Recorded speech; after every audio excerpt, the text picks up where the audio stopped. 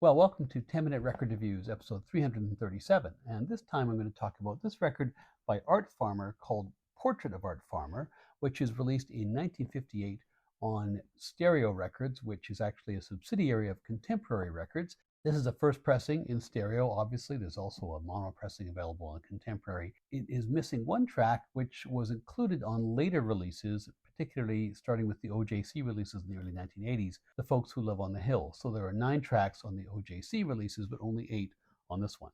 In terms of what to expect, yes, this record is released on a subsidiary of Contemporary, which is indelibly associated with the West Coast cool sound.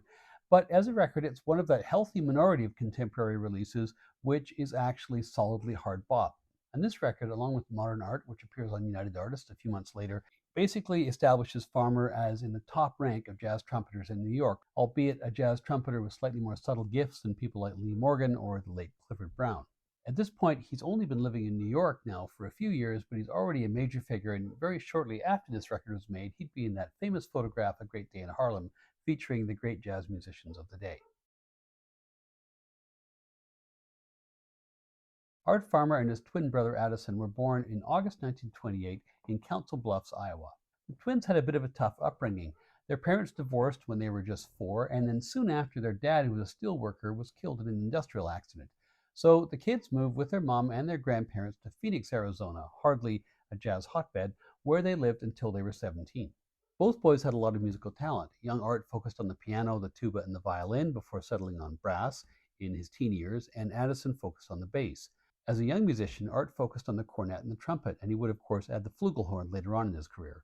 The boys were largely self-taught because the school system in Phoenix was segregated and black students did not have access to good musical education. But their talent was undeniable.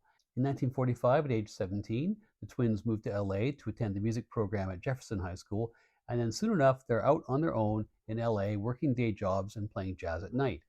But if their early musical upbringing and their upbringing in general had been kind of tough and uphill, now they had an advantage because, like a lot of their young peers playing jazz in the early to mid 1940s, the jazz orchestras were desperate for musicians because so many of their leading stars had been drafted.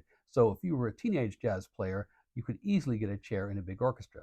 Art, like most young horn players in the 1940s, was heavily influenced by the beboppers, people like Dizzy Gillespie and the early work of Miles Davis.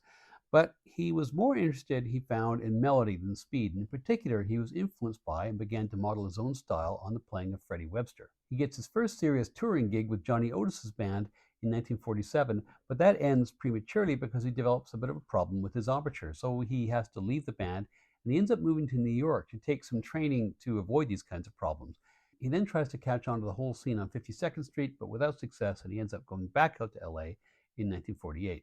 He was with Jay McShann's band for a bit, but he suffered from the same kinds of issues that most black musicians in LA were suffering from at the time. The scene was dominated by the big white orchestras and their alumni who were getting the higher profile gigs. The white jazz union members were getting the studio work, and the black musicians were basically living off scraps. Art does manage to get some work with some of the bigger names in the whole Central Avenue scene, people like Gerald Wilson and Wardell Gray, and it's in this environment that he's first recorded. In the summer of 1948, he records a whole series of singles for Swingtime Records with Big Joe Turner and Pete Johnson, and he also records with Roy Porter. And it's in 1952 he makes his first serious dent in the jazz world while playing with Wardell Gray's sextet.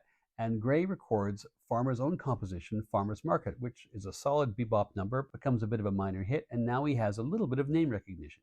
Still, LA wasn't really working out for him, so when the opportunity comes to join Lionel Hampton's orchestra, which was touring all over the world, he jumps at the chance, and it's with Hampton that he covers a lot of territory, including touring Europe in 1953. He makes some great musical connections with Hampton, people like Clifford Brown, people like Quincy Jones, who'd go on to be a collaborator.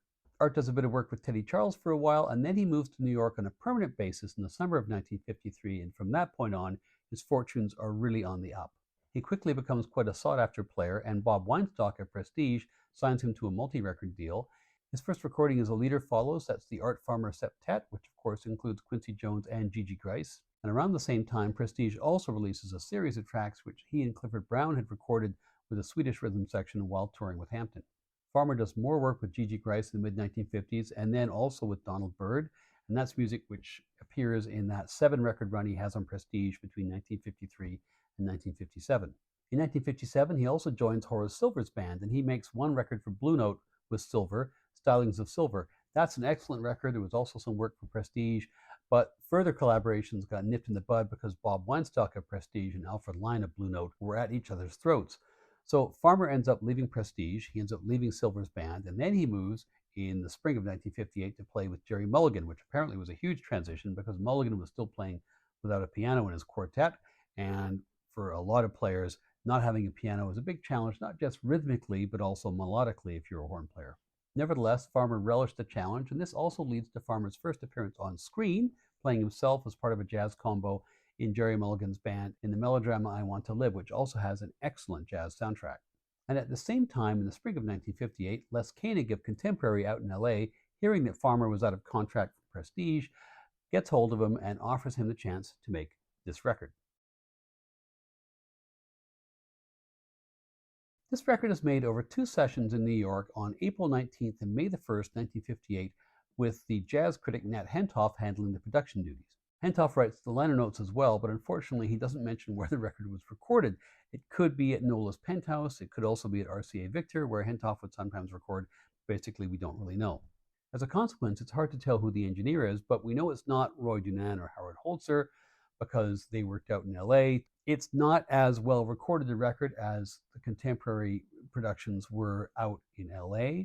The piano sound is rounder and less crisp than you might have heard on a late 50s LA recording.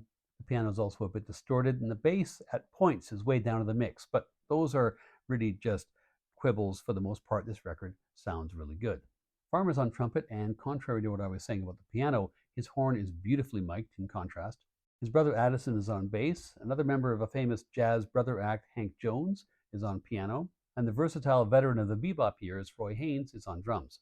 It's an early stereo release, and here's an opportunity to show you the absolutely gorgeous labels. So this is very record nerdy, but something about the look of those contemporary labels with the deep groove and the beautiful gold and black lettering. Anyway, love that.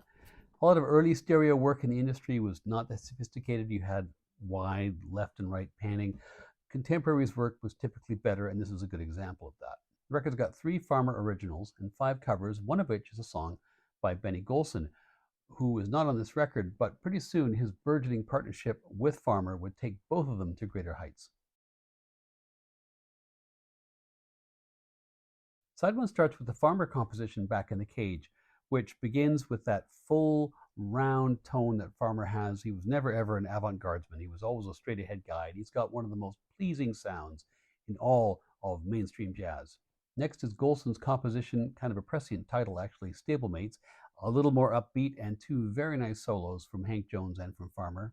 Then we come to Ray Noble's The Thought of You. This is a ballad. Farmer's on the mute, and the sound is soft, it's gentle, it's gorgeous. It's a great soundtrack to slouching in a Parisian cafe in a rainstorm in a noir movie. Side 1 closes with another Farmer composition, And Now, and Addison's bass, which has kind of been buried in the mix, frankly, most of the way through the side, suddenly makes an appearance and provides this really kind of driving, walking rhythm all the way through what is basically the most upbeat track on the record, and Haynes has a snappy little solo at the end here as well. Side 2 begins with Nita, which is a George Russell song. George Russell, of course, was a musical theorist who was kind of the brains behind modal jazz, or at least a big influence. I don't want to say, because I'm not that much of an expert, that this is definitely modal jazz, but it sounds pretty modal to me. It's a very 60s sounding song on a 50s record. By Myself is a mid-tempo track, more of that lovely muted sound and that lovely walking bass. The second last track on the album is Alan J. Lerner's Too Late Now. Farmer's playing on here is gorgeous, as is Jones. If I'm going to quibble a little bit, I would say the track is let down slightly by some kind of ponderous bass playing by Addison. But the record ends on a high note with Earth, a piece so typical of Farmer, lots of rapid technical excellence, but still supremely melodic. Farmer would soon go on to even greater heights in his collaborations with Benny Golson, but this is arguably the best record of his career to date. It's a prime slab of hard bop. The performances are generally of a high standard. There's a good mixture of mood and tempo, but above all, it's about Farmer's tone and his melodic choices. It's a good entry point into Farmer's catalog, and it suggests what's to come with the Jazztet. For me, it's 4.5 out of 5 stars.